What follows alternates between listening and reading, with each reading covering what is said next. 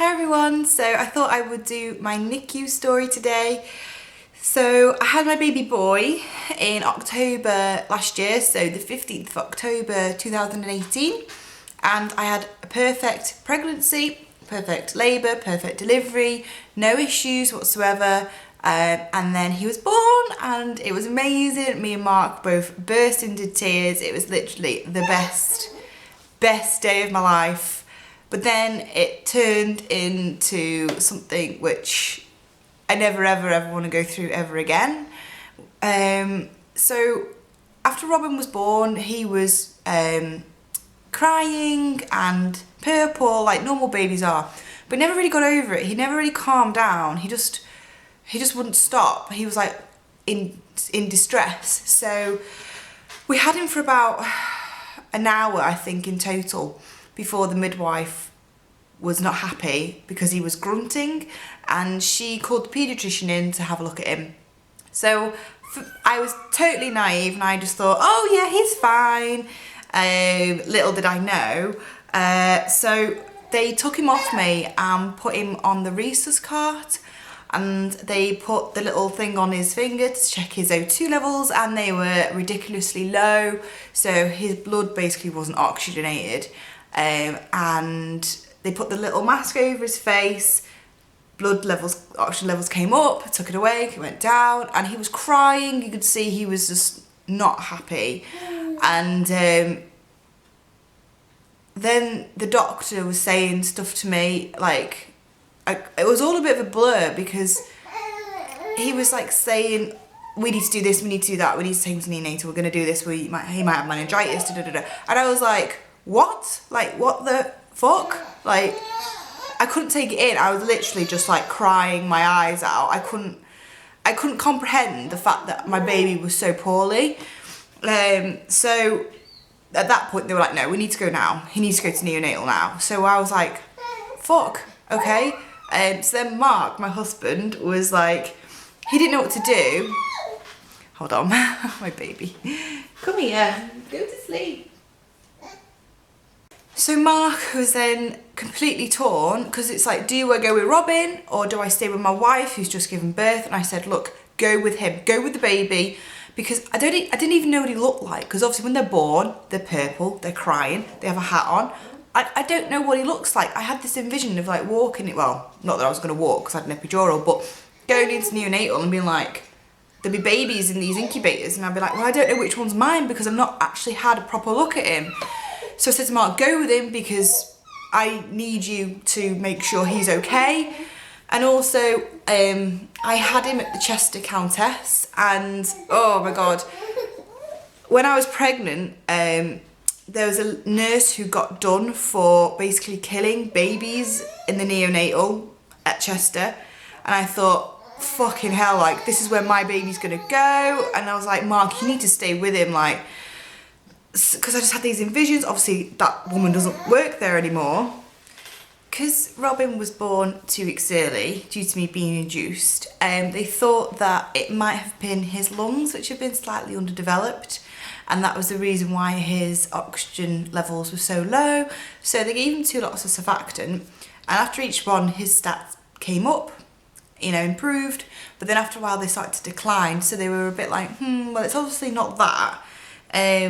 So I was then, because obviously Robin was having all the bits done to him, and I wasn't there, so I didn't see it. Mark saw all of that, but I was just waiting, sitting on the bed, and I said to Mark, can you go and phone my mum, because I knew it wasn't going to be like a simple couple of hours in neonatal. I thought, no, we're going to be here for a while. So I said to Mark, can you go phone my mum, because I don't want to sit here on my own, because obviously he's sitting with Robin. I can't move because I've still got the epidural. So he phoned my mum, and my mum came. So my mum came and sat with me. And then I suppose a few hours later Mark came back to kind of give us an update on him. He was obviously distressed because I hadn't seen him. So I just saw the baby as he was born and then whisked away. Obviously Mark had seen them working on him, and I could see that he was in a bad place. So about, I think it was about 5, I could finally like move and, well, get off the bed basically. I couldn't walk, so they got me a wheelchair, managed to get into the wheelchair, and they wheeled me to neonatal to look at him. And I saw him and he was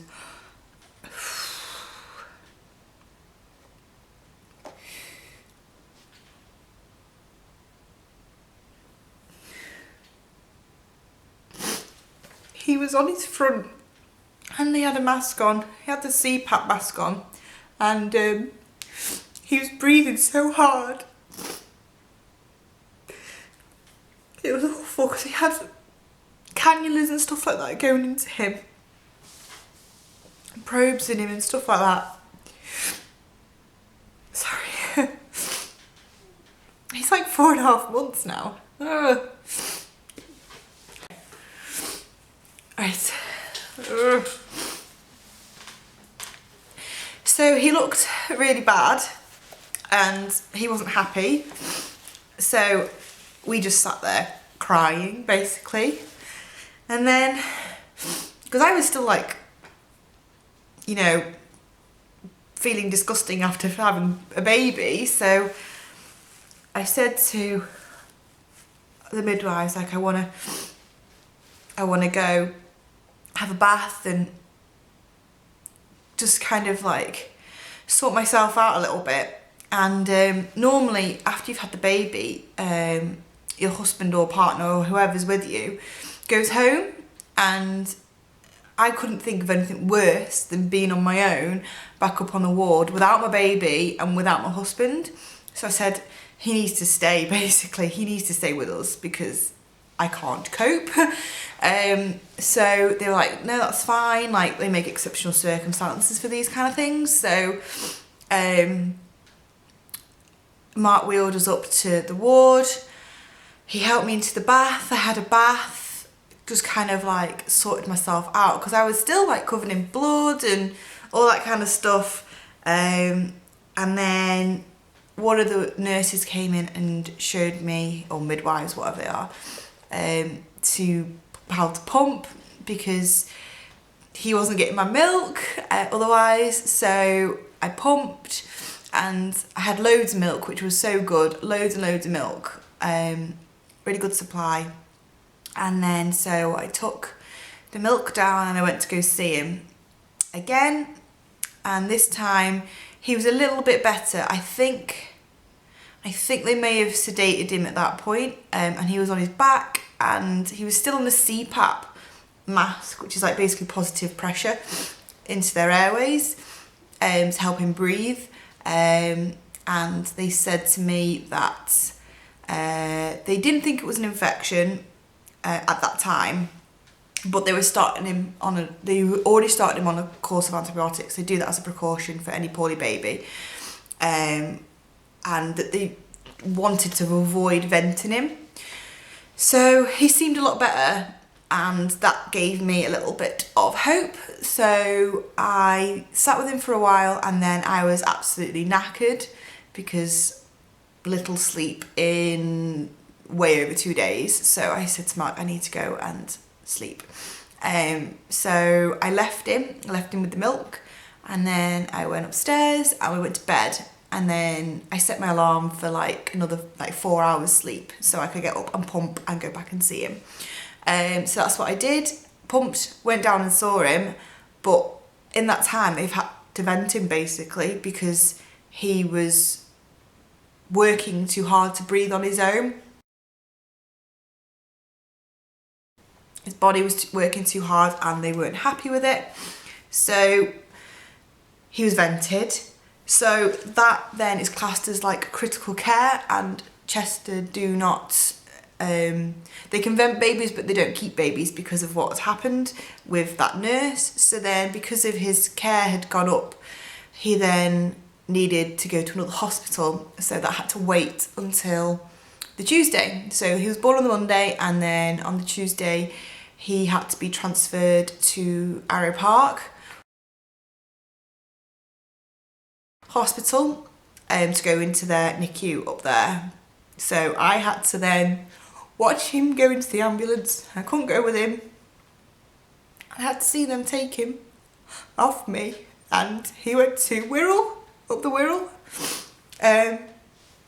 So then me and Mark went back to the hospital, got our things, as in the one that we currently were in, went back inside the hospital, got our things, and basically put them all in the car, and we stood by the car, basically crying, because you look in the car, there's a car seat and there's no baby. He's not here with us, so sorry. Ugh. And then we decided that we'd come home so I could have another bath in home and get more things, because obviously we didn't plan on any of this happening. So we came home, and also I didn't want to see them setting him up in another incubator, because I have to move him and detach his vent and detach everything and hook him back up, and I just wanted to go there when he was settled and he was calm. So I came home, sorted out the guinea pigs, got a few things. I went up to Arrow Park. So Arrow Park is amazing. They have fantastic staff, better equipment than what Chester have, and they are so used to looking after poorly babies. And the consultant was there when we arrived, and he basically said what his plan was for Robin, and I don't know, I felt that he was in really good hands, and that like lifted a massive weight off my shoulders, because I knew he was going to have the best care. Also, the consultant back at Chester said to me, if my child was ill, the consultant in Arrow Park, he would be the one that I would want my child to be looked after by. So I was like, okay, that's a good thing. Okay, so there's a bit of a timeline now. So he was born on the 15th, got transferred on the 16th. And on the 17th, it was my birthday, so I turned 28. Worst birthday ever, having my baby in NICU. But on the 17th, I managed to actually cuddle him. Well, not properly, but, you know, since having him. So, like, 2 days later, I managed to give him a cuddle. He was still on the vent. I just sat there for like hours, like my bum was going numb, I needed a wee, but I didn't want to put him back because it just takes such an effort to get them out of the incubator. And then I changed his nappy. It's the first time I've ever changed a nappy, never changed a nappy before. Had to change a nappy on a baby in intensive care with all the probes and cannulas, and it's hard. And he was small as well, so that was quite challenging. And I fed him, so he had a tube into his mouth at that time. They changed it to his nose after that because he kept on pulling it. So I fed him.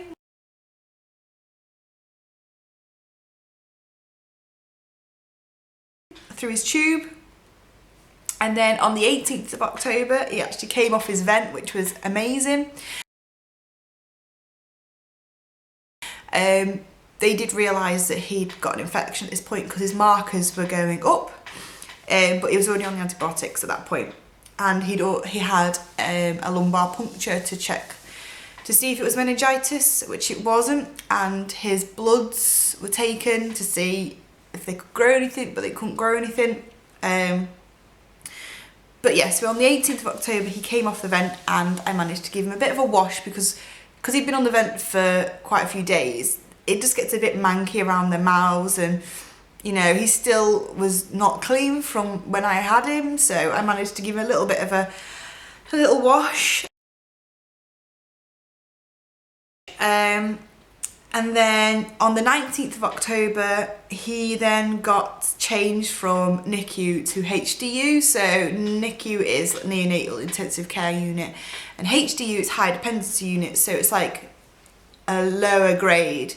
So I actually walked into the NICU, walked over to where his incubator was, and it was a premature baby in there, and I was like, where's Robin? Where the hell's Robin? And they were like, oh, don't worry, he's all right, he's in the other bit across the corridor, he's in HDU now. So I was like, oh my god, what's happened to him? But he was in HDU, and it was a lot better in HDU because there's more room. In NICU there was not a lot of room around your incubator. You had this teeny tiny space where you basically spent all your day, and it was just mad and busy and loud and stressful.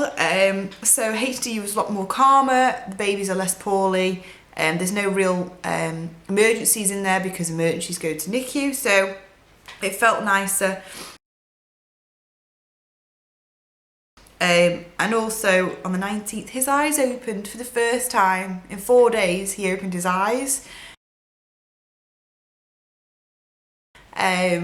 which was amazing. I cried because I hadn't seen him with his eyes open. And then on the 20th of October, he had already had jaundice, but it got quite bad jaundice, so he had basically phototherapy on and off for a few days.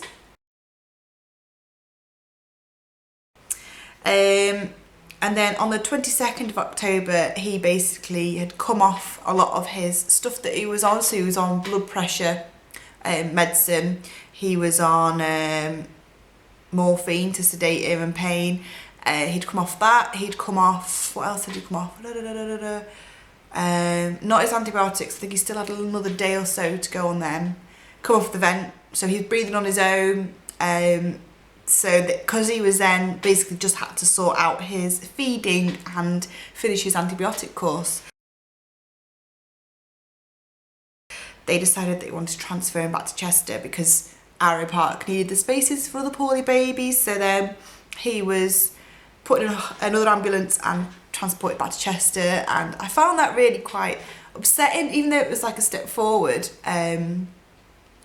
Because Arrow was so good, I was scared at the care that he was going to get at Chester, but I needn't have because they were amazing. So he was transferred back to Chester, and then the day after, which was the 23rd, he actually left the incubator. So he was in a cot, so no incubator, which was amazing. And I managed to put a little vest on him. So he hadn't worn anything in 8 days. He was always like a naked baby with a nappy on. So it was really nice to put a little vest on him, because that was another thing, was the fact that I took a bag to hospital when I had him, and I had to basically, I didn't unpack anything. I think I unpacked a nappy and that was it. So I managed to actually put a little vest on him, which was massive because he was £6. He'd lost 8 ounces. So he was teeny tiny.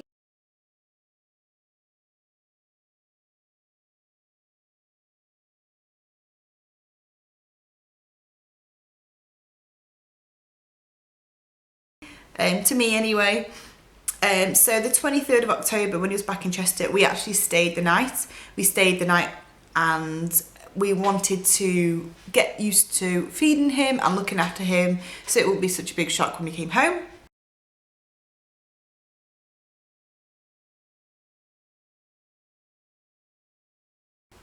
And then on the 24th, he was cannula free, which was amazing. So he had basically no wires apart from his little feeding tube. So we stayed the night that night, and then the 25th, he was tube free, so he was completely nothing on him. And it was just so nice because I could go and I could pick my baby up. I didn't need anybody to ask me, to help me. I could go and pick him up and cuddle him whenever I wanted. And I could give him a proper bath as well, so we did that. Stayed the night, and then on the 26th of October, we came home. And in total it was 12 days. I know people are in neonatal for a much longer time, but it's hard. No matter how long you spend in neonatal, it's hard, it's awful. You have step forwards and steps back, and yeah, we managed to bring him home.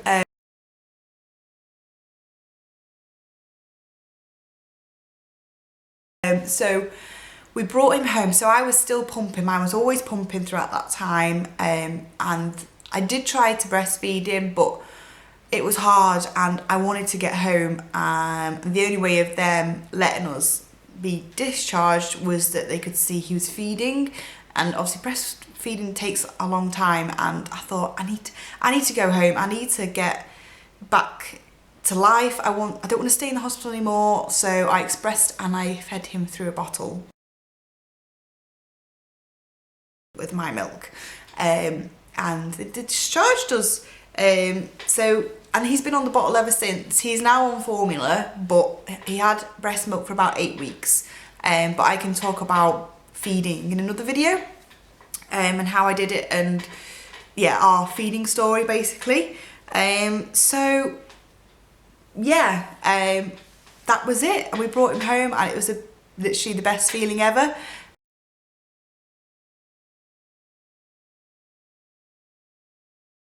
There's a couple of points that I wanted to kind of cover. So me and Mark had to have the death conversation, because when he was in hospital, apart from the 3 days right at the end where we actually stayed because there was facilities for us to stay, we always came home at night. So we came home, had a shower, went to sleep, and then in the morning we'd get up and go to hospital, spend the whole day there, and then come home at night, and kept on doing that because it was easier to come back and have a shower at my own home and sleep in my own bed. I could feel like I could deal with it better. But not the first night when he was born, because we were still with him, well, in the hospital, but the second night we had to have the death conversation, because Mark said, would you ever forgive yourself if you weren't there, if anything happened to him? And like, that was just like, I didn't think I'd ever have to have that conversation. So that was hard, really hard. But we decided, no, we were only 20 minutes down the road. They will call us if there's anything wrong with him, or a slight, if they weren't happy with something about him, we would be there like within 20 minutes. And we only came home to sleep, so we were only home for about 7 hours a day. So the rest of the time we were with him. Pumping gave me something to do whilst we were there, because obviously you do sit by an incubator all day. The baby's not really doing much. You do kind of help out, but pumping gave me something to focus on. That was one way of me helping Robin, was to pump and give him my milk, because I couldn't look after him because he was so poorly. The nurses were doing that, but I could pump and I could give him the milk that he needed. So yeah, at the end of all that, they actually said that what Robin had was sepsis, which is really bad infection. You can die from sepsis if you don't get it, what's the word? If they don't kind of catch it soon enough to give you antibiotics. He had acidosis, so that's when his blood is acidic, so that shows that his lungs aren't particularly working very well, because there's a build-up of acid and he's not getting rid of the carbon dioxide. And then he had hypertension, which is low blood pressure. So yeah, he had a lot of shit basically, but you wouldn't know now. He's so healthy, he's beautiful, he's so good. But yeah, NICU was hard, really hard, and people don't understand it until you've gone through it. So yeah, sorry that I cried. It's so weird. I think I'll always kind of, I don't know, I think it'll always have that effect on me, because it was such a horrendous time. But we've got our baby, and I'm so grateful, because without the NHS he would not be here right now. That medical intervention saved his life, and they're amazing. I can't thank the NHS enough for what they did for him. So yeah, but we've got a happy, healthy baby boy, and I can't wait to see him grow up. So anyway, I hope you enjoyed this video, kind of. And if you've got any questions, or if you've been through it yourselves or anything like that, let us know, and I will see you in my next video. Bye.